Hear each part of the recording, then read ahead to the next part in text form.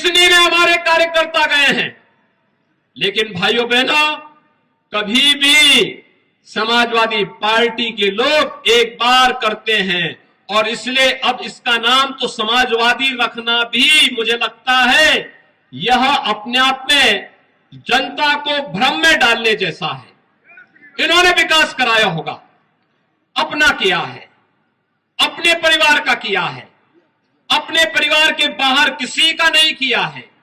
किसी अन्य गरीब का जिसने भी उभरने का प्रयास किया उसके साथ क्या कुछ हुआ यह हर व्यक्ति जानता है। और भाइयों बहनों आज तो मुझे आप सबको बताते हुए एक नया रहस्य मैं आपको बता रहा हूं। ये समाजवाद ये जेपी का समाजवाद नहीं है, डॉक्टर लोहिया का समाजवाद भी नहीं है।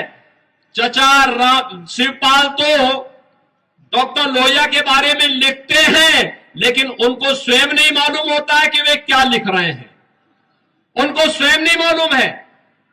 ये समाजवाद के जो अलग अलग ब्रांड हैं वह एक खानदान में भी देखे जा सकते हैं। भाइयों बहनों शिवपाल जी का जो समाजवाद है वह है जिसकी लाठी उसकी भैंस, यानी ये लठैत समाजवाद है इनका। प्रोफेसर राम गोपाल यादव का समाजवाद वह पूंजीवाद में बदल गया है। सब धरती गोपाल की, नोएडा से लेकर के फिरोजाबाद तक जो भी धरती दिखाई देती है समाजवादी पार्टी की सरकार में उस जमीन को उन्होंने या उनके शागिर्दों ने हथियाने में कोई गुरेज नहीं की। और अखिलेश जी का समाजवाद तो अवसरवादी समाजवाद है। भाइयों बहनों शिवपाल जी के साथ क्या हुआ था हर व्यक्ति समझता है। पिछली बार तो कम से कम जसवंत नगर नेताजी के नाते मिल गई, अगली बार जसवंत नगर भी नहीं मिलने वाली है उनको, यह हर व्यक्ति जानता है।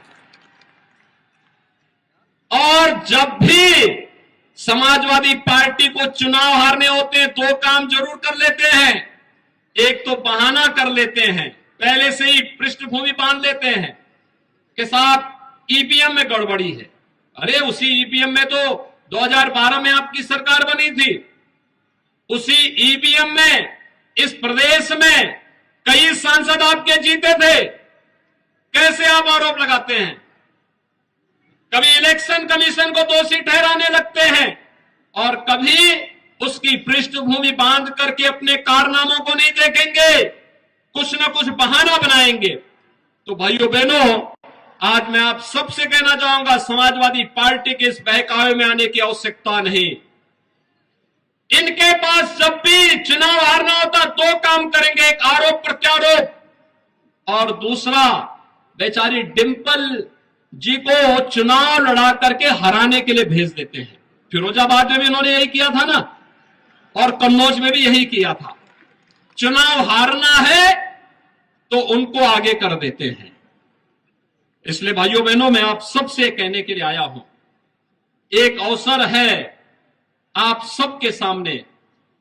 आप सब मैनपुरी लोकसभा सीट से जुड़े हुए, पांचों विधानसभा क्षेत्र से जुड़े हुए, चाहे वो मैनपुरी हो, भोगांवा हो, करहल हो, किसनी हो या जसवंत नगर के सभी मतदाता भाइयों बहनों के सामने, और वह है कि सिपाही खानदान से मुक्ति हो, यहां के नौजवानों के लिए, अन्नदाता किसानों के लिए, व्यापारियों के लिए, बहन बेटियों के लिए सुखद और सुरक्षित माहौल आगे बने, विकास की एक प्रक्रिया के साथ आगे बढ़ने का अवसर प्राप्त हो।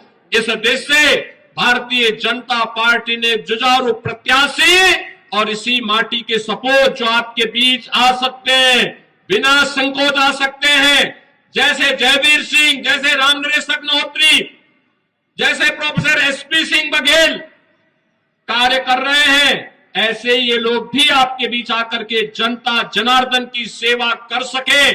विकास की नई नई योजनाओं को, जैसे आवास दिए गए, जैसे राशन की सुविधा उपलब्ध करवाई गई, जैसे बिजली के कनेक्शन उपलब्ध करवाए गए, जैसे अन्य तमाम लोक कल्याणकारी योजनाएं और विकास की योजनाओं का लाभ यहां उपलब्ध करवाया जा रहा है।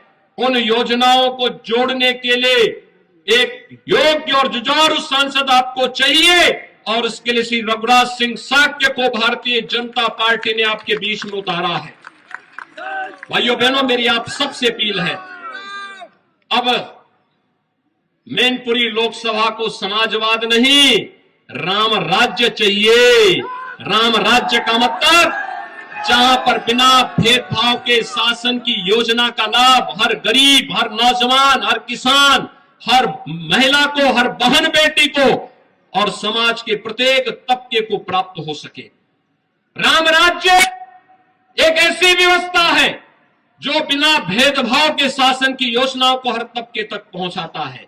यहां जाति के लिए नहीं, क्षेत्र, मत और मजहब के लिए नहीं, सबका साथ और सबके विकास के वास्तविक भाव के साथ जो कार्य कर सके वही राम राज्य का उदार और उदात्त भाव है। और उस भाव के साथ आपको जोड़ने के लिए आज मैं आपके बीच में आया हूं। आप सबसे मेरी अपील है, 5 दिसंबर को जब निर्णायक लड़ाई लड़ेंगे, अपने अपने बूथ को संभालते हुए भारी बहुमत से भारतीय जनता पार्टी के प्रत्याशी श्री रघुराज सिंह साक्य और कमल के चुनाव चिन्ह को ध्यान में रख करके जोरदार तरीके से ईवीएम का बटन दबाइए और चुनाव की जीतने की गारंटी पाइए।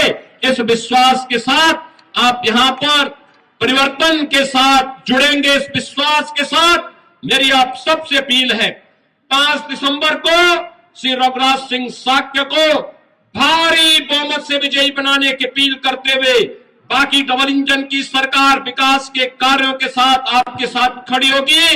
इन शब्दों के साथ आप सबके प्रति मैं एक बार फिर से इस उत्साह के लिए हृदय से आभार व्यक्त करते हुए वाणी को देता हूं विराम। जय जय श्री राम।